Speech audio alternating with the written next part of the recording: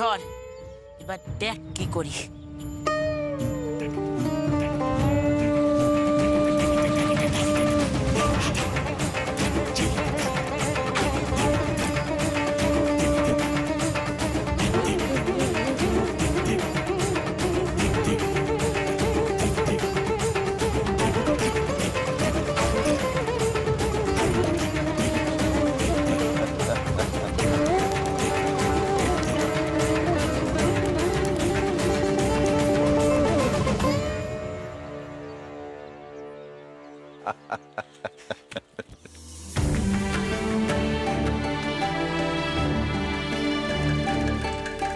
উনি তো সত্যি ভাসছেন রে, তার মানে ইনি আসল সাধু বাবা। বাবা বাবা বাবা বাবা, আপনি মহান সাধু বাবা।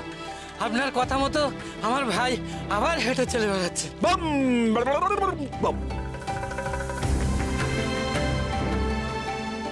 উনি মানুষকে ভালো করে দেন।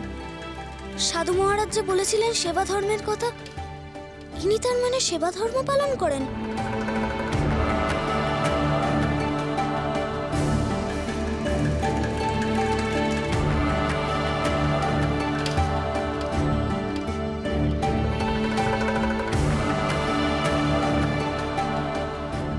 সাধু বাবা, আমার না একটা প্রশ্ন আছে, আপনার কাছে কি সেই উত্তর আছে? আমার কাছে উত্তর নেই এমন কোনো প্রশ্ন হতেই পারে না। ধর্ম কি সাধু বাবা?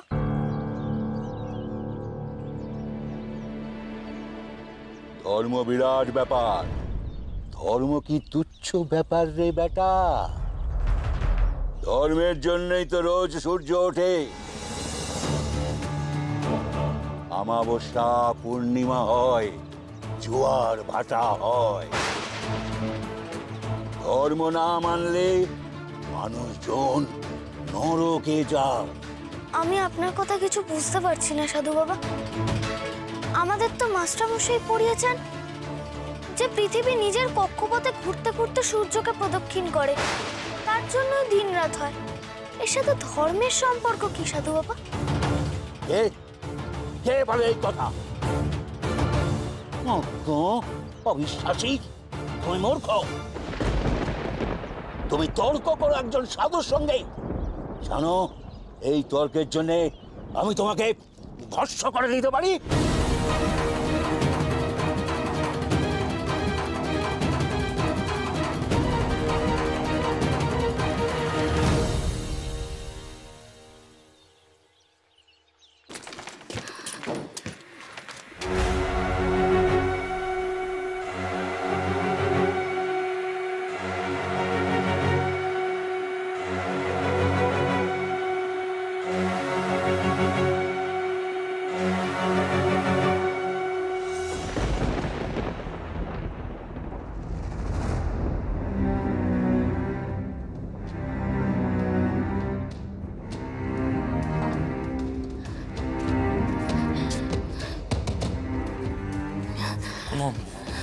অসুবিধা অনুদিদি? না না, অনন্তদা, বীরেন আর যতীনবাবু গেছেন খোঁজ আনতে। এরপরে আবার আমরা কবে শামসুল আলমকে মারার সুযোগ পাবো? আর তার জন্য আমাদেরকে এখন থেকে তৈরি হতে হবে। যতীন তো আমাদের সবসময় বলে না যে ধৈর্য ধরতে হবে। আজকে শামসুল আলম আমাদের হাত থেকে রক্ষা পেয়েছে বলে তুমি এত উতলা হচ্ছ কেন? আজকে তুমি বুদ্ধিমানের কাজ করেছো। চারপাশে যা পুলিশ ছিল তাতে নরেন তো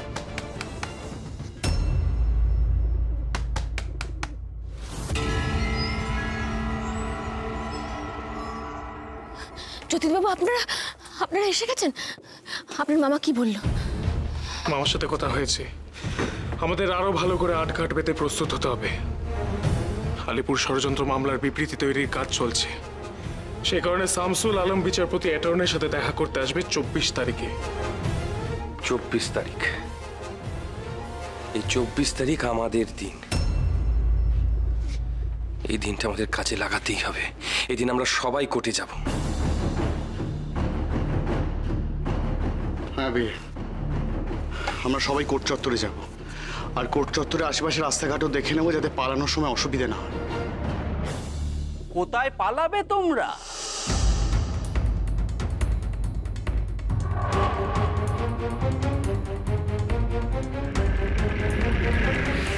আগে পালাবো কেন আমরা? একদম বাজে কথা কইও না। সব শুনেছি আমি, নিজের কানে শুনেছি। ভেবেছিলে আমি কিছু বুঝতে পারবো না, আর তোমরা কাজ সেরে চুপি চুপি পালাবে। দাঁড়াও, দেখাচ্ছি মজা। আমি এক্ষুনি পুলিশে খবর দেবো।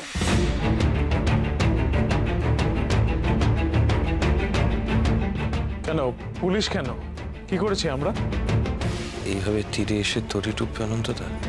কি করেছো সেটা তোমরা ভালো করে জানো, কিন্তু শোনো, এই রমানাথ চাটুর্যকে অত বোকা ভেবো না, বুঝেছো?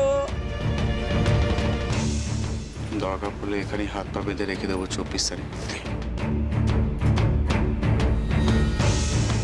এছাড়া তো আর কোনো উপায়ও নেই।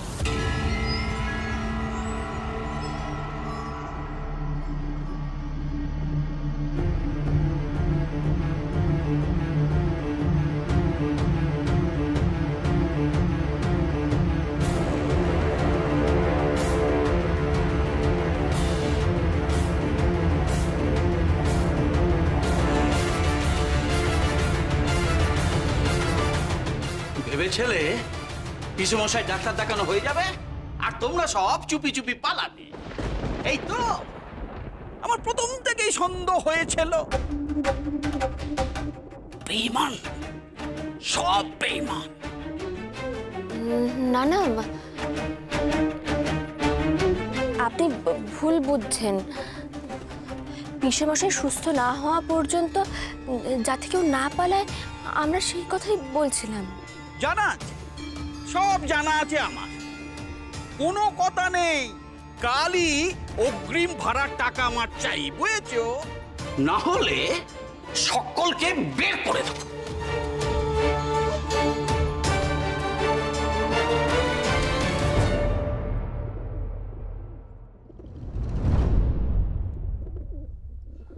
কালকের মধ্যে ভাড়া? দিদি, আমাদের ভাড়ার কি অবস্থা?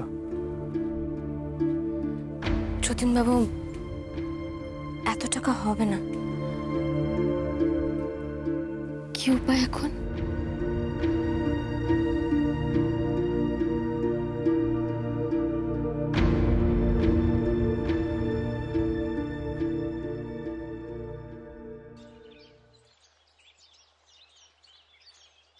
সুভাষ, তুমি শিগগিরই চলো। এই সাধু বাবার যা ক্ষমতা দেখছি, এ সত্যি তোমায় ভস্ম করে দিতে পারে। এ ছেলে আমার সঙ্গে তর্ক করছে। আমার রোষাগ্নি থেকে এ ছেলে কিছুতেই রেহাই পাবে না। এই খোকা, এ তুমি কি করছো? খোকা, ক্ষমা চেয়ে নাও। হ্যাঁ সুভাষ, ক্ষমা চেয়ে নাও। আমরা বাড়ি যাই, চলো। কেন ক্ষমা চাইবো আমি? আমি তো কোনো ভুল করিনি। তোমরা বুঝতে পারছো না, উনি ভুল বলছেন। আমরা তো নিজেরাই বইতে পড়েছি, তাহলে আমাদের কোনটা বিশ্বাস করার কথা? বইয়ের লেখা না ওনার কথা? তুমি বই বই করছো কেন বাবা? বইতে কি সব লেখা থাকে? বেশ, বলো তো দেখি, বইতে লেখা আছে কি করে শূন্যে ভেসে থাকা যায়? ওনার অলৌকিক ক্ষমতা আছে বাবা। অবুঝ বালক বাবা, না বুঝে অনেক কিছু বলে ফেলেছে, ওকে ক্ষমা করে দিন বাবা। এই ছেলে, বাবার পায়ে হাত দিয়ে ক্ষমা চেয়ে নাও।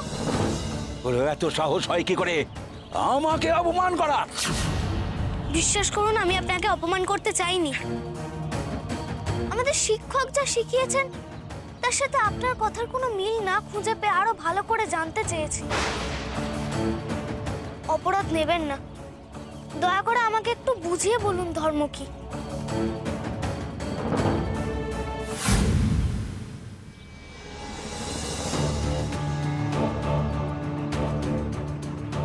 কি ওটা? কি লোহার দণ্ড? তার মানে উনি শূন্যে বসে নেই।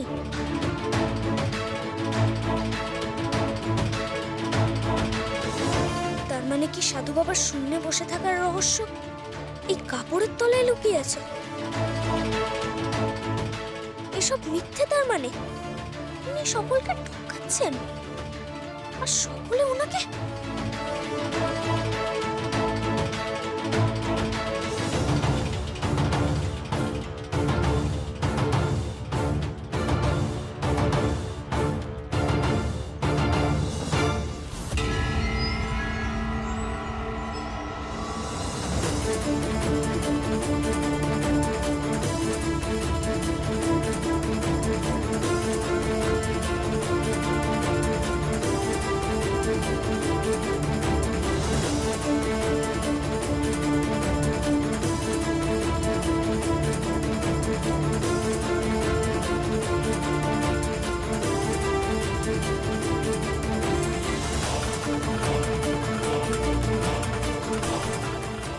এ তো ভণ্ডা সাধু।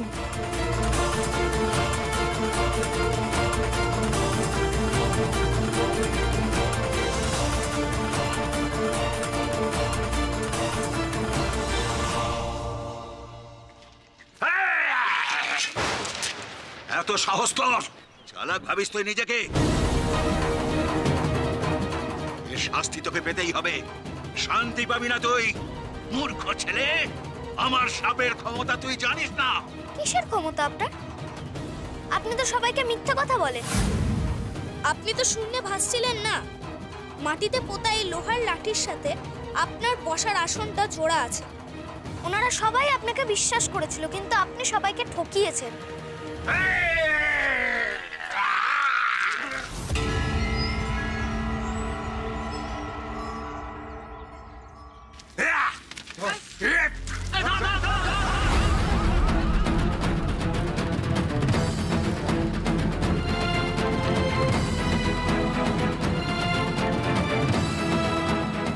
তুমি ঠিক বলেছো বাবা, উনি একজন ভণ্ড সাধু। আমরা তো বুঝতেই পারিনি, আমাদের টাকা পয়সা চাল ডাল সব নিয়ে পালালো। আপনারা কেন নিজেদের বুদ্ধি দিয়ে বিচার করেন না? সব সময় নিজেদের বুদ্ধি দিয়ে বিচার করতে হয়। মাস্টারমশাই আমাদেরকে তাই বলেন।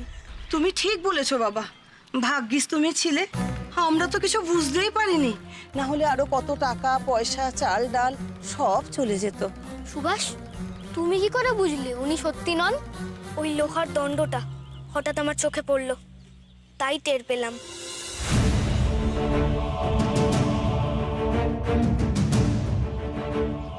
বুদ্ধি আছে এই ছেলের। হ্যাঁ বাবা, খুব বুদ্ধি।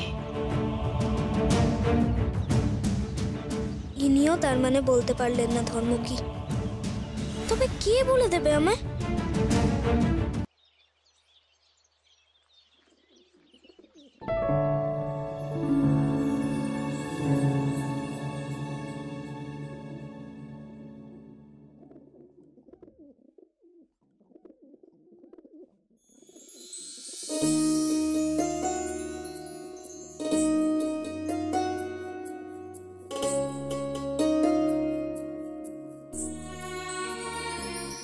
বিভা, একটু গ্লাসটা ওখানে রেখে দেবে?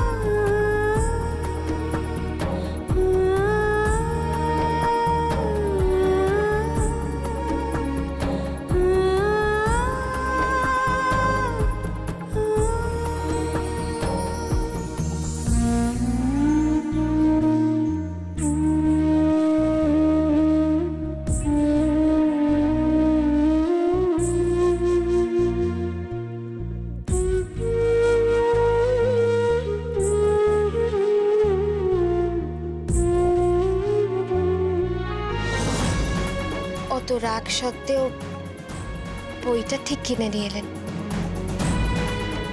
কিন্তু উপহারটা দেখে কিনলেন না। ঠকলেন তো? ঠকলাম মানে? এই যে রূপো নয়, রূপোর প্রলেপ মাত্র। আপনি নিশ্চয়ই রূপো ভেবে কিনেছেন।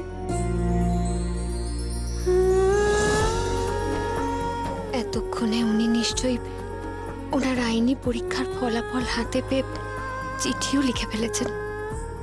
আগের বারের মতো নিশ্চয়ই রাগ করবেন না আর।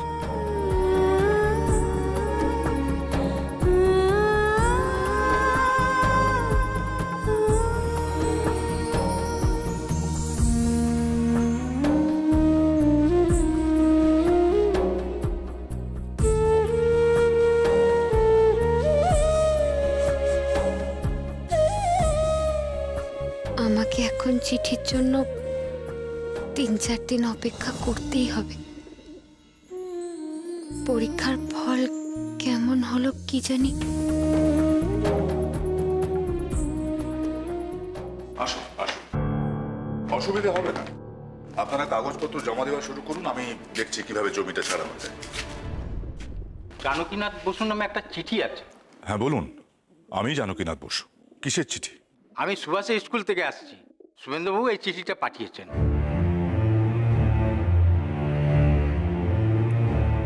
ঠিক আছে, আপনারা এগোন, আমি সময় মতো কাজটা করে দেব।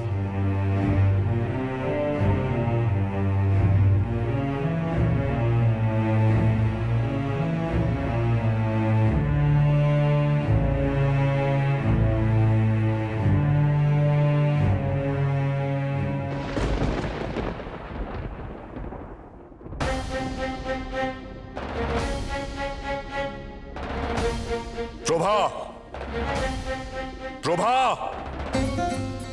কি হয়েছে? সুভাষ কোথায়? ও তো স্কুলে গেছে, আপনার সামনে দিয়েই তো বেরোলো। ফেরারও সময় হয়ে এসছে, এক্ষুনি চলে আসবে। আসবে না। আজ সুভাষ সময় মতো ফিরবে না, এই শিক্ষা দিয়েছি আমরা ওকে। কেন, কি হয়েছে সুবীর? কি হলো, আপনি চুপ করে আছেন কেন? কি হয়েছে সুবীর? স্কুল থেকে চিঠি এসেছে প্রভা, পড়ে দেখো।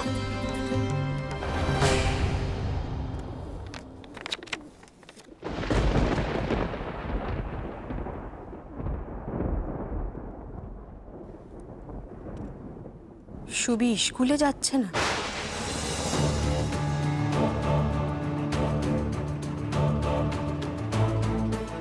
ছোটটা কেন স্কুলে যাবে না? আজই তো সকালে খেয়ে দিয়ে নির্দিষ্ট সময় বই খাতা নিয়ে বেরিয়েছে। না, যায়নি, যায়নি সুভাষ, স্কুলে যায়নি। স্কুলের সময় বেরিয়ে অন্য কোথাও গিয়েছে।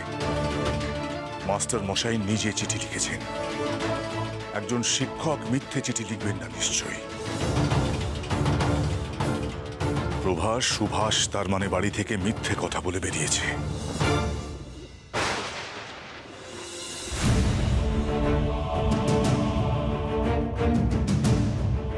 কোথা থেকে ফিরছো তুমি?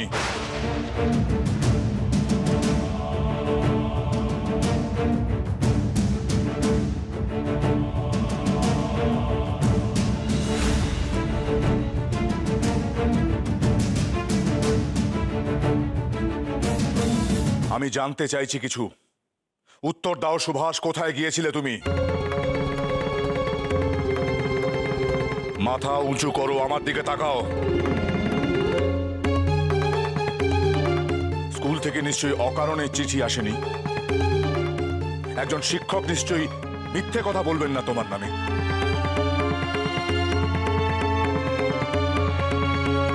বলো তুমি, স্কুল কামাই করে কোথায় যাও তুমি? বাড়িতে তার মানে আমরা যা জানি সবটা ভুল জানি। তোমার মা তোমাকে স্কুলের জন্য তৈরি করে রওনা করিয়ে দিয়ে নিশ্চিন্তে থাকেন, আর তুমি সারাটা দিন স্কুলে না গিয়ে বাইরে ঘুরে বেরিয়ে ঠিক ছুটির সময়টা বাড়ি চলে আসো। কি অধঃপতন হয়েছে তোমার ছেলের, দেখেছো? তুমি বারবার এমন কেন করছো সুবি? তুমি স্কুলে না গিয়ে কোথায় গিয়েছিলে?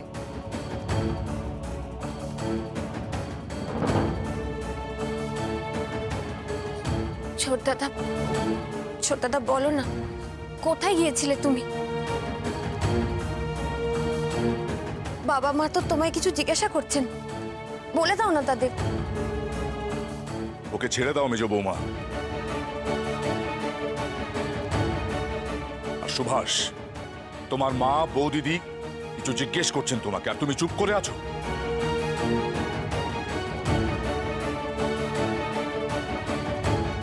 কি মনে করেছো তুমি?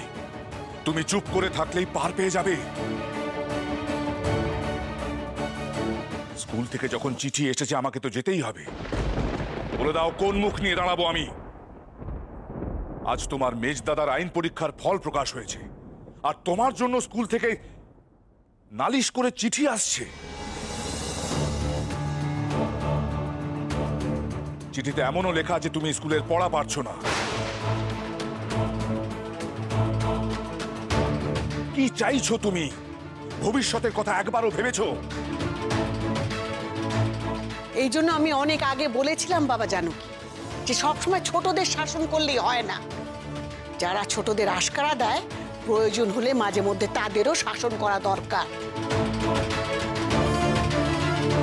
তাকাও আমার দিকে। কাল তুমি আমার সঙ্গে স্কুলে যাবে। স্কুলে গিয়ে তোমার মাস্টার মশাইয়ের সামনে আমি তোমাকে জিজ্ঞাসা করব, কোথায় যাও তুমি স্কুলে না গিয়ে? আর এই প্রশ্নের উত্তর তোমাকে সকলের সামনে স্কুলেই দিতে হবে।